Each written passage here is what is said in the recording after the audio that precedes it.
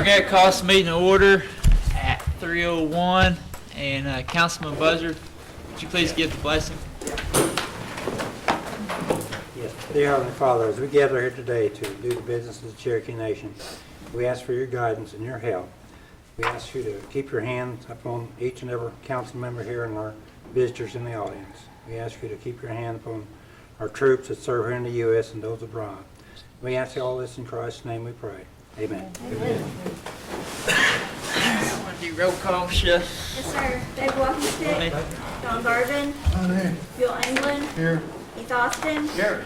Jack Baker. Here. Harley Buzzard. Here. Joe Bird. Honey. Sean Crittenden. Honey. Frankie Hargis. Present. Wanda Hatfield. Rex Jordan. Here. Dick Wade. Here. Curtis Snell. Janice Taylor. Here. David Thornton. Honey. Victoria Vesquez. Brian Warner. Honey. We go to quorum.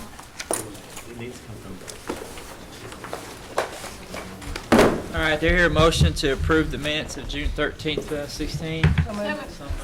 Second. All those in favor signify by saying aye. Aye. Opposed, motion carries.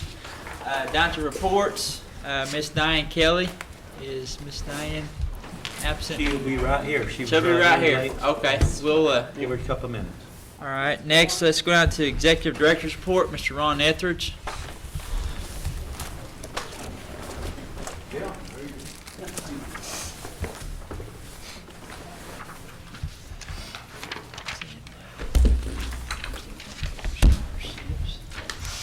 Good afternoon. Good afternoon. I'm going to say a thing or two. Sometimes I say something I probably shouldn't, but I feel like you guys get phone calls and need to let you know when you get the phone calls kind of where we are regarding the scholarships. That's the biggest issue. I've seen that. I'm glad I wasn't here last year this time of year to see it, but I'm here now. So anyway, I'm learning as we go. But the young people that are working in college and careers under Jennifer are working very hard. They are about 2 weeks away from being able to breathe, and what they do, it's like you walk in a restaurant. If you come in before I get in, they're going to serve you before they serve me, and that's the way it ought to be. And so the three girls that have been there a while know what they're doing exceptionally well. They're up to June the 10th. So you get phone calls, and it's with the three girls. That's how far along they are. Roger, new guy on the block. It's going a little bit slower. He's on the 6th of June. And they'll get to where they can help him, or possibly, I don't know, and Jennifer and I haven't talked about that, when we get somewhere close to closure. But that's where he is at this point in time. They've approved already 2,358. And when they approve them, they make contact, just to let you know. Now, some of the emails and calls you get, if they haven't been approved, they may not have been processed yet. Because once again, they take them as they come in, how they come in. They tell me that over 50% of them procrastinate. You haven't ever done that, I don't think, but I on occasion do the same thing and wait till the last minute to get something in. And so that's what several of them have done. And so they get to theirs last. There's 363 that are actually missing documents. So this is allowed as well. Sometimes it's a transcript because we have some institutions that are slow in getting those processed, but they still will work with you if you're missing your transcript. All you got to do is let them know. Okay, and then they can go ahead and get it in just a little bit later. There's 1863 at this point that have not been processed. That's the number right now. There's 303 that are ineligible or duplicates is what there are at present.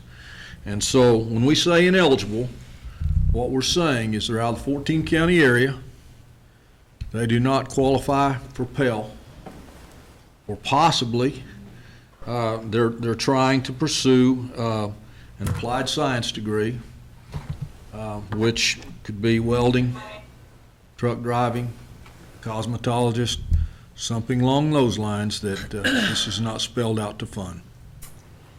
And so that's kind of where we are. They also could be limited out. 8 semesters is the max you can receive any funding, or 140 hours. So when you get the emails, that's kind of what it is. Now, we got to hold them to accountability. I mean, you want us to be consistent, and we want to be consistent. And so, I mean, if they're late, they're just late. I mean, I don't know how you handle it any other way, and we want to be consistent with what we do. So I realize it's an issue for you guys too, because that's you know, I mean, it would be if I was late, I'd be crying to you too. I'm gonna tell you right now. I mean, because that's a big expenditure. So anyway, that's where we are on that. Questions regarding that? Ron? Jennifer or myself, either one. I appreciate you guys having a deadline, and I know some of them turn them in before midnight, and I think that was some kind of miscommunication. I'm glad you guys are honoring those kids. I guess next year we're gonna document every email, Facebook, however we PR that it's just gonna say 5 p.m. Then we can hold them to the fire. So.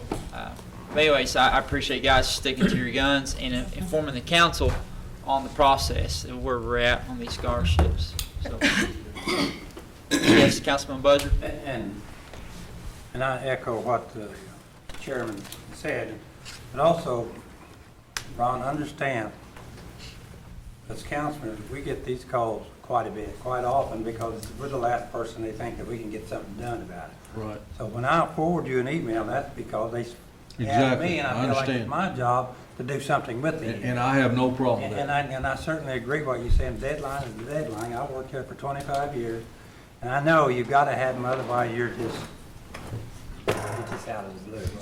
But the only reason we send you those emails, that's what we get, and so we got to do something with it. I mean, I understand. It's got to help. So. But I appreciate it. You know, you guys do a good But I can tell you, I mean, Jennifer's doing a good job, and the people in there that's working for her are doing a good job. I can assure you. Chief Bird. No problem. I understand that. Thank you, sir. Yes, I too, Ron, you guys are doing a good job, and deadlines are deadlines. You know, they are a rare exceptions that we can make. Right. But when you put out a certain time, it's really devastating when a student doesn't get their information in. Devastating to the family financially. Mm-hmm. But if it's that devastating, they'll make that a priority and get that information in. It's not fair to the ones that take care of business versus the ones that do not. Right. You can have the best excuse, but if you're not there by a certain time where they board that airplane, they'll leave anyway. You can say you had a flat, your car, you can go through all kinds of excuses. That plane will just take off. That's right. I've tried. So, anyway, the reason that we do forward you those emails is not necessarily to change your mind. We're just giving you information on things that we get. So, for your information. But thank you, guys are doing a good job. Yes, Councilman. Mr. Richard, this is just lack of research on my part. I'm just going to ask you. How do we, if someone gets 2,000 this semester, are they guaranteed the other two, or do they have to What they'll perform do that semester? after the semester is over, we'll get a copy of their transcript, and they're required, if they're undergraduate, 6 hours part-time, and their community service, they have to do the full 20 hours. And if they get less than 12, but more than 6, so somewhere in between there, they get half the funding. All right. And it's adjusted based on their prior semester's transcript. Didn't know that. Thank you. Yeah, thank you, Councilman Crittenden. Any other questions? Good report. Good job. All right, you guys have a good afternoon. All right, next, Diane Kelly's back. Thank you.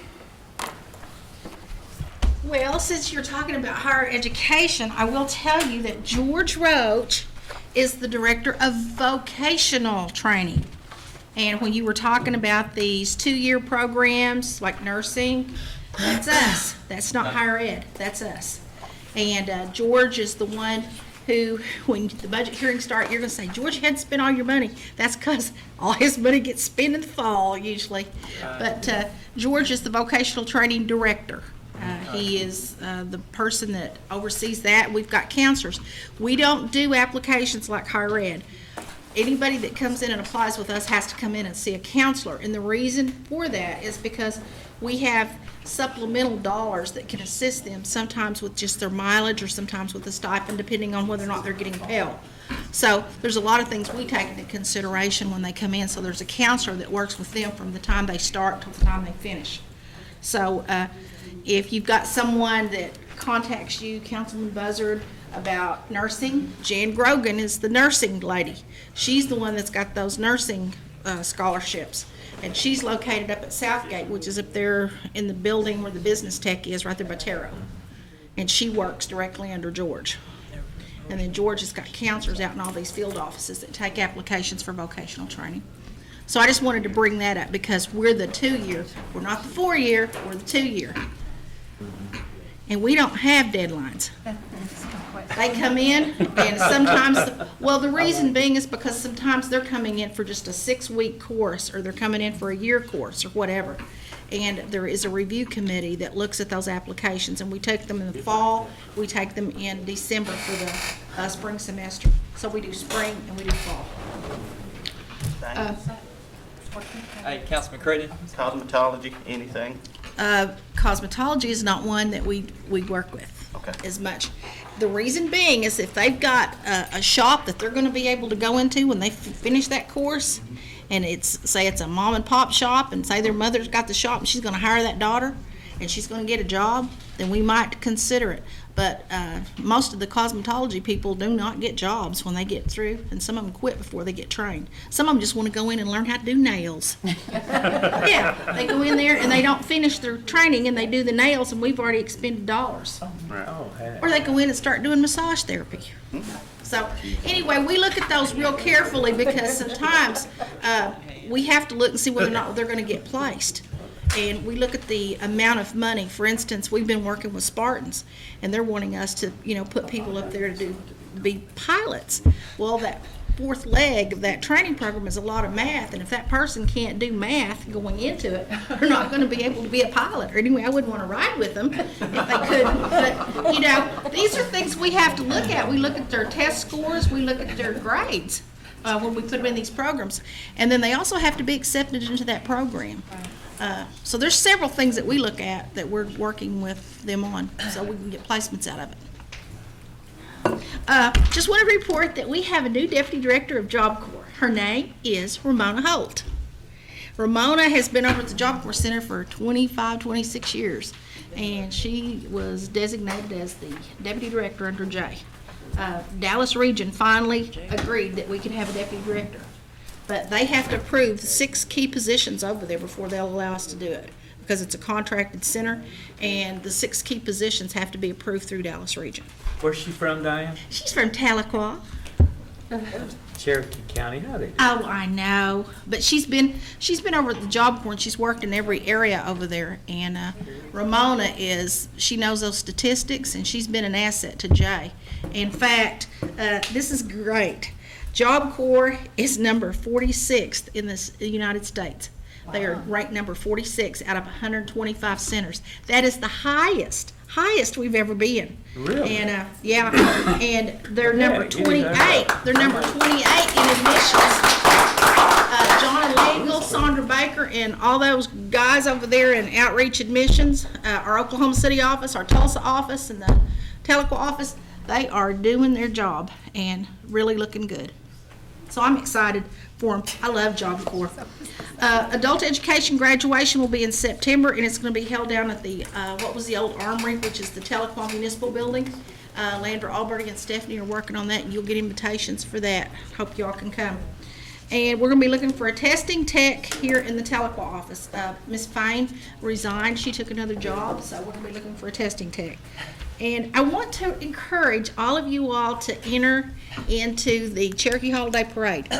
You all have districts out there. We'd like for you to get people from your district to enter in that parade and come and be a part of the Cherokee Holiday Parade.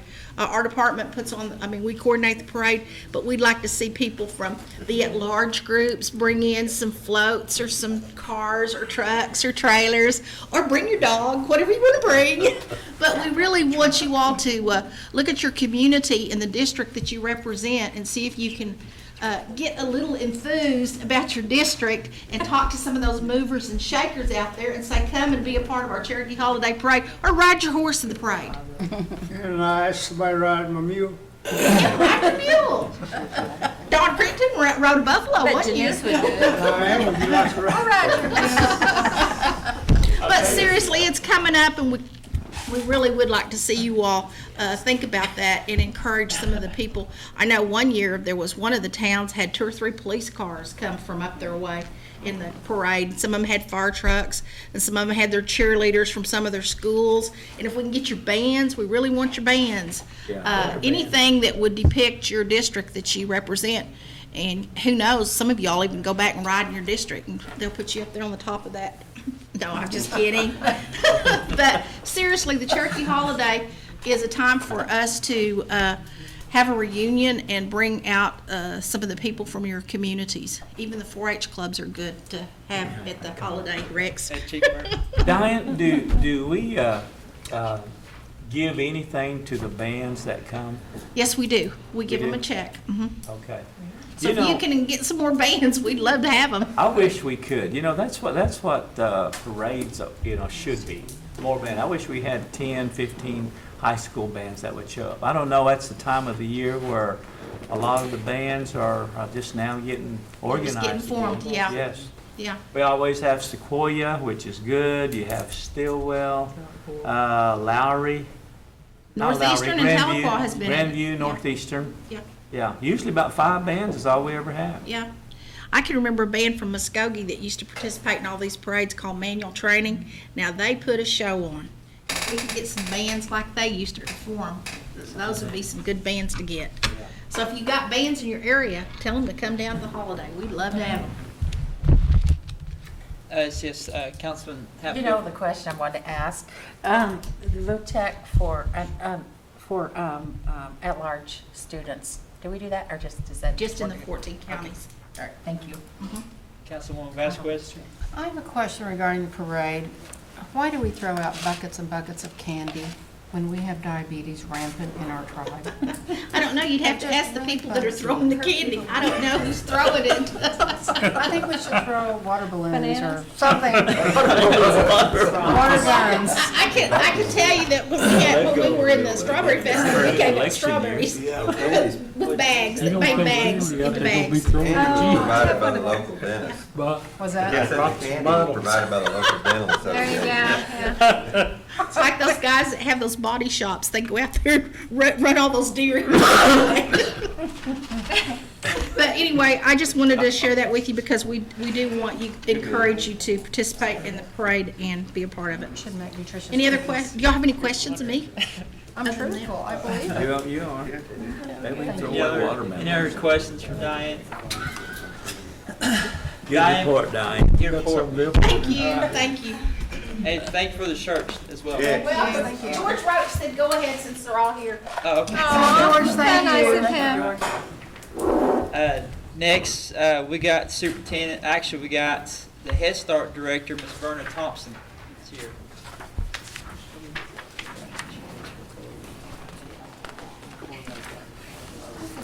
Hello again. Hello. Any questions from my written report?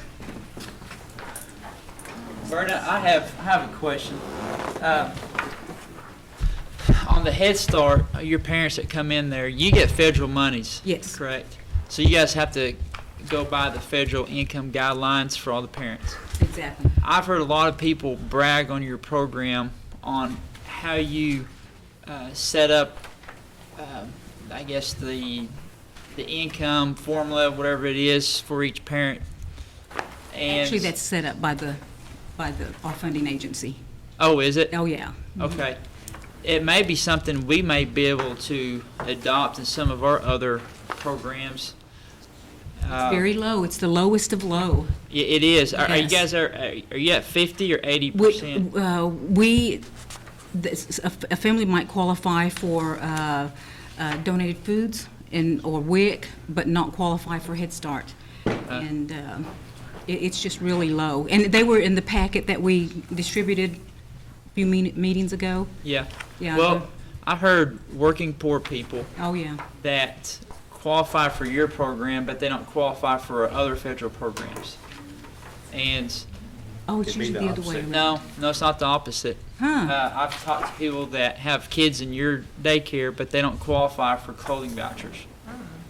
And so, and he was saying that the formula is, for example, insurance.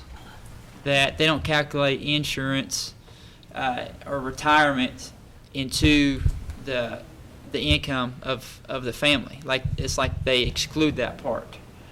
And The clothing program? no, your program. Oh, Yeah, that's what he was explaining to me. So I was wanting to get with you okay, yeah. and see how you do things, and maybe something we could correlate that to some of our other programs. Okay. Yeah, sure. It's very prescriptive on it's highly regulated on our income levels. And when we get reviewed by the federal team, we have to demonstrate if we have high income families enrolled, we have to show where we made every effort to enroll income eligible families before we enrolled the over income. Now, So we'd share are you at 50% of the national income, or are you at, or 80%, or where are you at? Because I think the federal is 80%, but as a tribe, we can go below that, but we can't go above that. Where we stay with the federal government. Okay, Yeah. so you guys are probably at 80%. Yeah, I mean, we can't deviate from that. Okay, Yeah. all right. Well, that's good. I like to get with you and Sure. figure out more information on that. Okay. I'd like to say that we're in the recruitment mode still, trying to recruit 12 staff in Jay, Nowata, Stillwell, and Tahlequah. And they range from cooks to teachers to teacher assistants. And children, we're about 85% fully enrolled. Our drop-dead date for full enrollment is August 8th. And we have folks that are at Jay right now recruiting staff and children. Where are you guys at on your grant? Was it the Safe School grant, where they was going to put a storm shelter in? Oh, I don't think they've heard yet. They haven't I heard believe yet. it's in September. September they're gonna hear something? Mm-hmm. Okay, Keeping our fingers crossed. gotcha. And has anyone reached out to Mickey Spears on possible surplus equipment for surveillance cameras? I believe Chad made a call, but I couldn't tell you what he heard. Okay, all right. Councilman Austin, do you have a comment or a question? Okay. I thought I seen your hand raised up. He was scratching. He was scratching. Okay. All right, any other questions for Verna? All right, saying that, Verna, good report. Good work. Thank you. Next, we got Superintendent of Sequoia Schools, Mr. Leroy Qualls.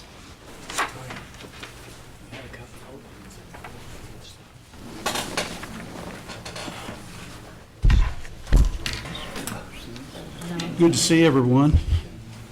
Summer for schools, but sometimes it seems like school work is busier in the summer, and there's a lot of truth to that.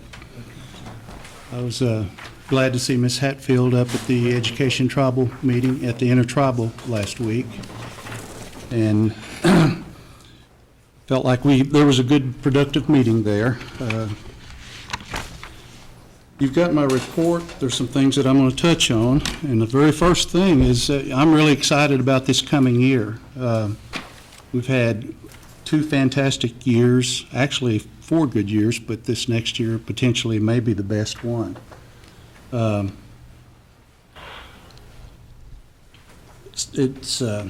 summers get shorter. I sent out the welcome back letter today to the teachers to return. They're going to return on August the 4th. We'll have a welcome back breakfast at 8 o'clock that morning, so if you're in the neighborhood, drop by and have breakfast with us. We've got 2 days of staff development on the 4th and the 5th. Students will report on the 8th, and class will start. Yeah, I was shaking my head too. That seems real early. I just got out.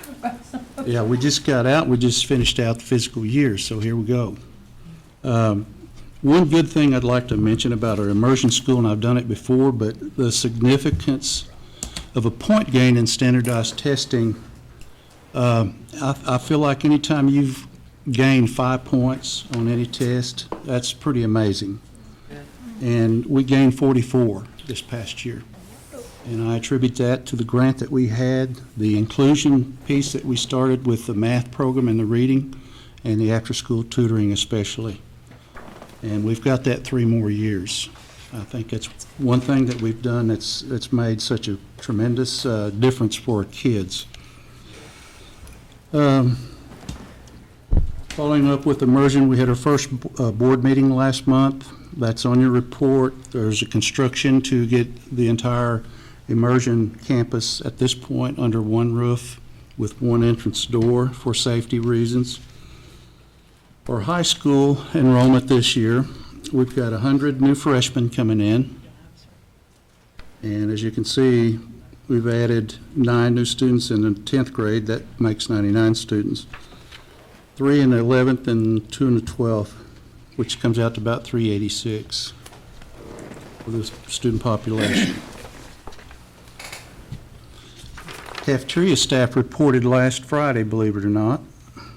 Started cleaning and getting ready for the new school year, organizing menus. They'll put out a menu the first week of school for the entire school year, so there's a lot of planning, a lot of food ordering, a lot of work, organizational work that is involved with that. And with that being said, in our summer feed program, I think our top day was 371. That's a bunch of kiddos for the summer. And that was one week where we had a couple of camps there plus Camp Cherokee. It really put the numbers up. Facility-wise, we're supposed to have everything done by August the 3rd. That includes the football stadium, the dorms. Again, we'll set a time when we figure out when we'll be able to do an open house with the dorms. But we'd love to invite you all up whenever you can come. May do it on a day that you have a council meeting if possible, just for a short tour. Probably not the greatest dorms in the world, but probably the best that Sequoia's been in many years, maybe since they were new. One thing I'd like to point out, I got an email yesterday from the NIEA, National Indian Education Association, and with the convention coming up October the 5th, they had something on page 2 that really stuck out at me, and it's graduation rates of Native students. 67% Native students graduate from the public school. This is a national number. 53% graduate from BIE school. That's a national, again, a national number. Of all students in the United States, 81% graduation rate for all students combined. And that makes me more proud when I reported to you a couple of months ago that we had 0 dropouts for the last 2 years.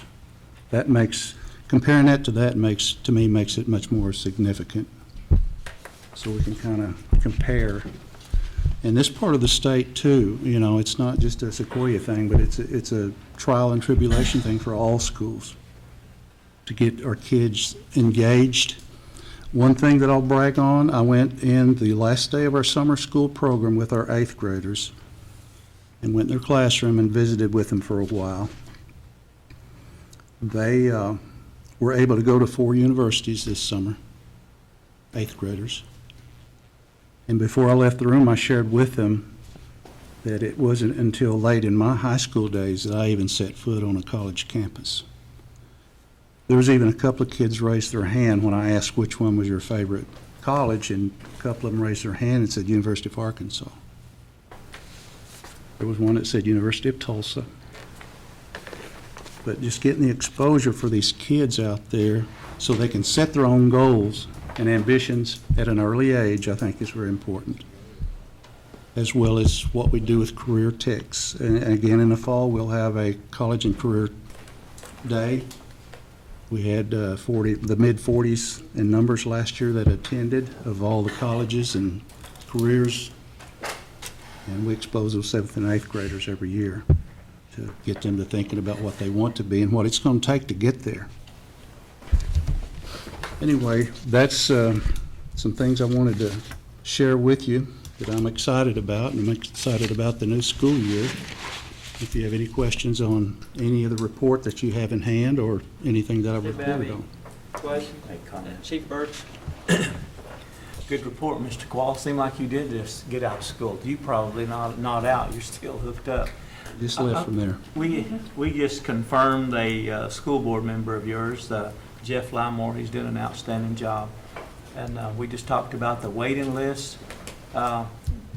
I think we get more funding for the dorm kids versus the day kids. Is that correct? That's correct. I was thinking, and I don't know, we need to look at policy.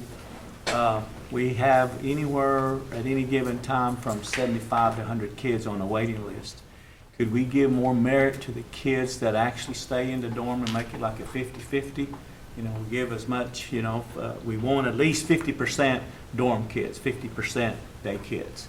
That way, if you've got, we got to fill the dorms first, because we're going to do some renovation with the dorms. We're going to put some money into that. Then we want those dorms full. I know we haven't been able to do that because you guys have spent a lot of time renovating those dorms here in the past 2 or 3 years. That's just a thought.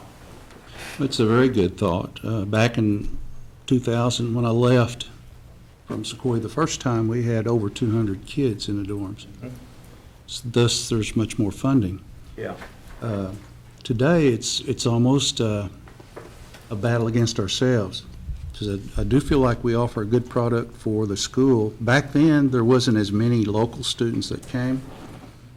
I think the safety aspect and the educational piece has improved so much throughout the years, and just the general atmosphere of the student body, that there's more kids or more parents that want their kids to come now. Not saying that we're better than any other school, but the fact is we do have more local kids wanting to come now, which kind of decreases the numbers in the dorms.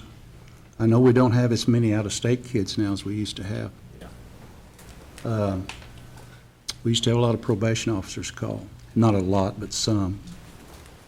But, and you probably remember from the old days, it was kind of perceived as a reform school. So we've evolved into, I feel like, a pretty good school, and that's what we are. We are trying to improve that. Matter of fact, a year ago, we had our school board approve a rubric to add 5 points for any kid that's going to put in a dorm application and stay in the dorm. Okay, good. So I understand our numbers are coming back up a little bit. It's just going to take time to really build those up, and I too would like to at least get up to 150. That'd be a good. Sure. Good. Thank you, Sheriff. Yes, Councilman Budger? Ron, I had 2 people call me about, they've looked online. Have you got the schedules for the schools online on the website? Not yet. They'll be distributed the open house night, the evening before school starts. You talking about which schedules? The class schedules? The class schedules. And 25th. And anytime after that, they might be able to access it on the website or call and get it emailed or so it'll be come pick it up. in a couple of weeks. Yeah. All right, I've had a couple of people call today.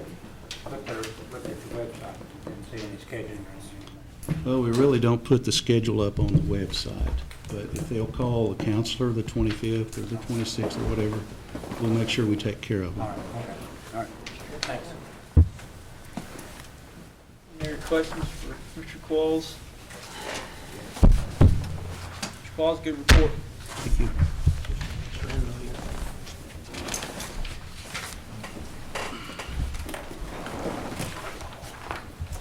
All right, next from Cherokee Nation Foundation, we've got Ms. Janice Randall.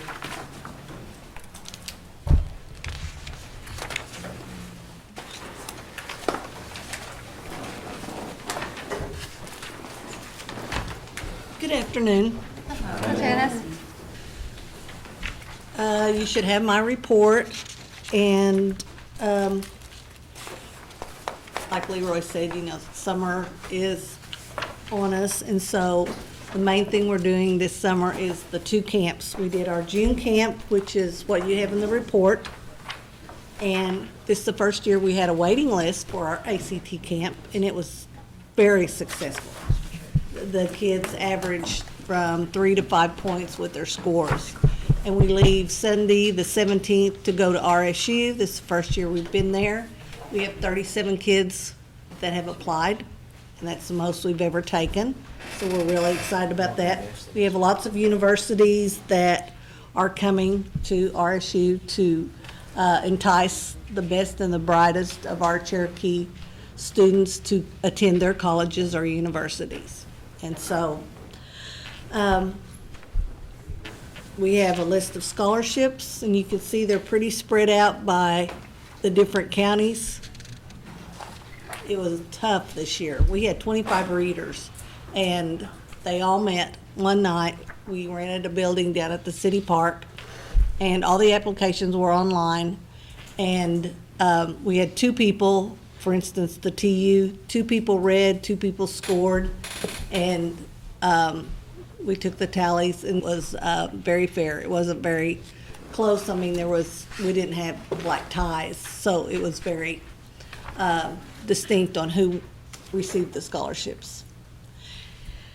So, do you have any questions for me? Any questions for Ms. Randall? Randall, I think you're doing a good job with the financial literacy. What do they call that? Junior achievement? Yeah, junior achievement. You really reached out to a lot of the rural schools and giving these kids a heads up on life skills. Also, this new project you're taking on with getting scholarships named after The endowments? the endowments. Mhm. Yeah. Can you kind of brief us a little bit where you at on that? We took the board, which I would like to brag about my board. They all are great to work with. They're all, they have kind of the same vision like you guys. They fit and they work together and they talk about how they want the foundation to go. And so they've really been out working to get some endowments, and the chief was the first one, and he's going to name his after his grandmother. And then some of you have donated, and so we have about $50,000 that we took some of the money that we had in a Schwab account to match. And when we get the $100,000 that we've taken, we'll have to stop. But right now we're looking to do that, and then those funds will earn interest for a year, and they'll be given out next August. But the kids will apply November 1st to January 31st at the Cherokee Nation Foundation.org. And the last year on the holiday, we got a new webpage, we got our new brand, we did everything, and we just found out yesterday that our webpage won a national award by Clarion. That's a big deal. Of course, CMB has so much input on that, and Whitney Pancos Dittman now, helps us with that, and we're very proud that we got an award first year. Yes. I just Councilmember want, Vasquez. yes, thank you. I just wanted to, I'd like to speak with you before you leave, after this is over. Offline. Okay. Any other questions? All right, Janice, Good job, your Janice. report. Thank you.